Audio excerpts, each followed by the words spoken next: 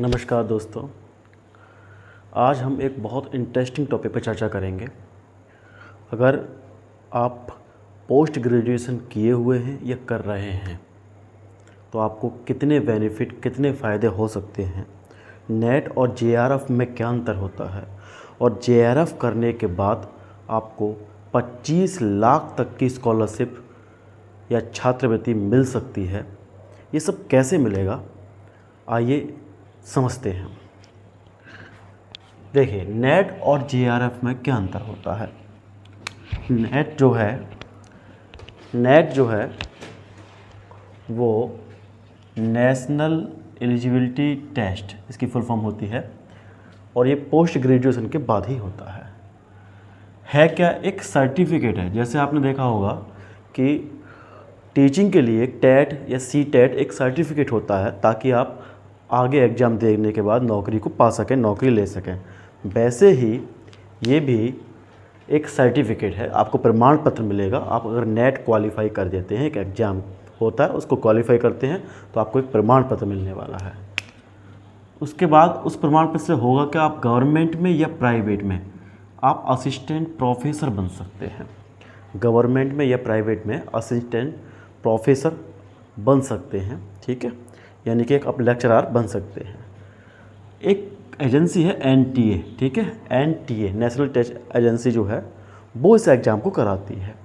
NTA कराती है art side वालों का, जैसे जिन्होंने आर्ट साइड से जिन्होंने एमए किया हुआ है उनके लिए नेट, और एक साइंस साइड से जैसे एमएससी किया किसी ने तो उसके लिए सीआईएसआर संस्था होती है। हालांकि ये संस्था है, इनसे बहुत ज़्यादा आपको फ़र्क नहीं पड़ने वाला। अब आते हैं कि जेआरएफ क्या होता है, junior research fellowship. Junior research fellowship इसकी फुल फॉर्म होती है। फेलोशिप का मतलब होता है छात्रवृत्ति। ये भी एक तरह का सर्टिफिकेट है। केंद्रीय यूनिवर्सिटी में पीएचडी में एडमिशन लेने के लिए आपको जेआरएफ क्वालिफाई होना चाहिए। मतलब अगर आपने नेट क्वालिफाई कर दिया तो आपका एडमिशन नहीं, बल्कि आपका जेआरएफ क्वालिफाई है तो आपकी किसी भी सेंट्रल यूनिवर्सिटी में आपका पीएचडी अगर आप करना चाहते हैं किसी भी सब्जेक्ट में, उसमें एडमिशन लेना चाहते हैं, तो आपको जेआरएफ क्वालिफाई होना चाहिए। नेट और जेआरएफ का एक ही पेपर होता है, दोनों का एक ही पेपर होता है। अगर आपकी कट ऑफ कम रह जाती है तो आप नेट क्वालिफाई मान जाते हैं, ठीक है।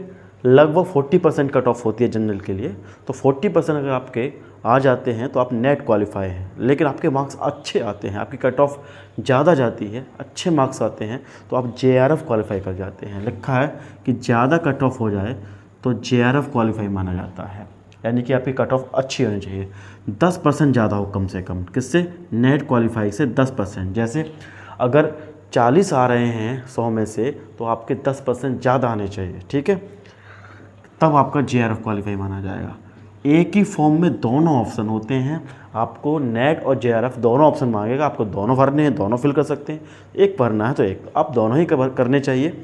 अगर आपके मार्क्स कम रह गए, कट ऑफ तो 40% है, 40% तो आपको चाहिए ही चाहिए जनरल वालों के लिए, और अदर स्टेट वालों के लिए, अदर कास्ट वालों के लिए 35%। लेकिन अगर आपके अच्छे आते हैं मार्क्स तो आप जेआरएफ क्वालिफाई करते हैं।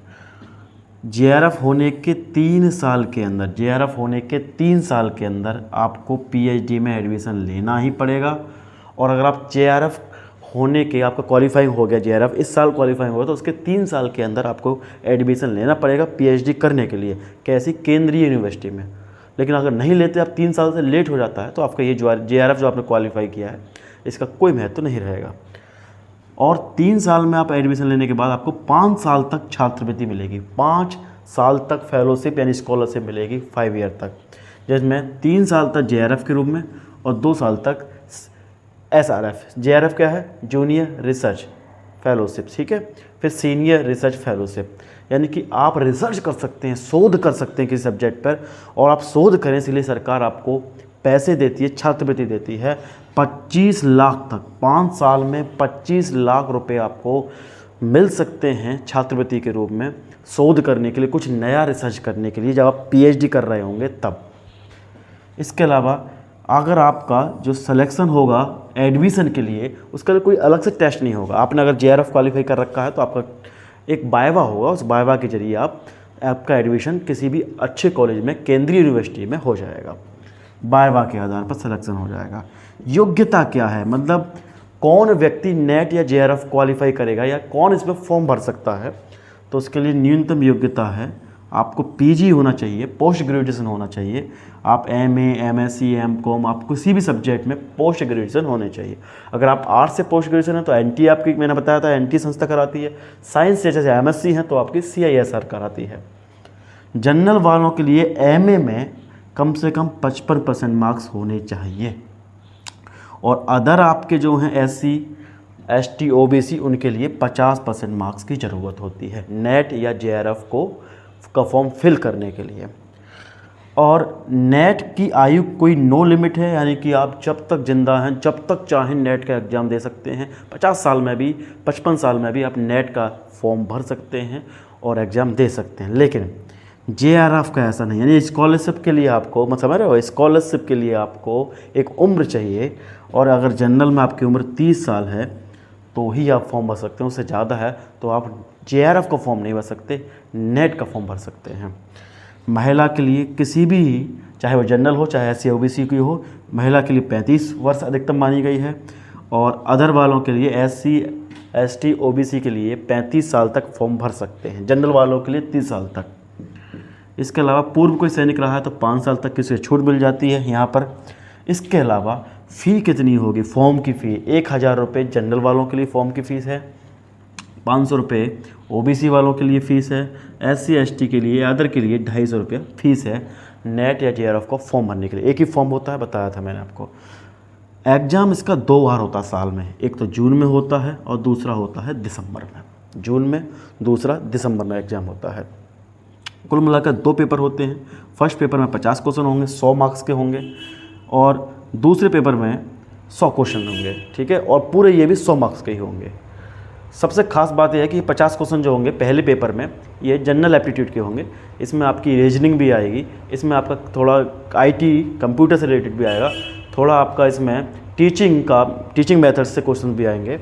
और 100 क्वेश्चन जो है सेकंड पेपर जो है वो आपके सब्जेक्ट का होगा। सब्जेक्ट मतलब अगर आपने इंग्लिश से एमए किया तो इंग्लिश का होगा, हिंदी से एमए किया तो हिंदी का होगा, एमएससी फिजिक्स से किया, मैथ्स से किया तो फिर उसका होगा, सब्जेक्ट का होगा। अगर आपको नेट क्वालिफाई करना है तो आपको कम से कम 40% मार्क्स चाहिए, मैंने बताया था जनरल वालों के लिए, तथा अदर एससी एसटी ओबीसी के लिए 35% मार्क्स कम से कम चाहिए क्वालिफाई अगर एग्जाम को करना है तो, ठीक है। 40% में आपका नेट क्वालिफाई हो जाएगा, लेकिन ज़्यादा मार्क्स होंगे, आपको अच्छी परसेंटेज होगी, कट ऑफ ज़्यादा जाएगी, ठीक है, तो आपको जेआरएफ क्वालिफाई माना जाएगा। और जेआरएफ क्वालिफाई हो गया तो आपको 25 लाख तक की स्कॉलरशिप मिल सकती है।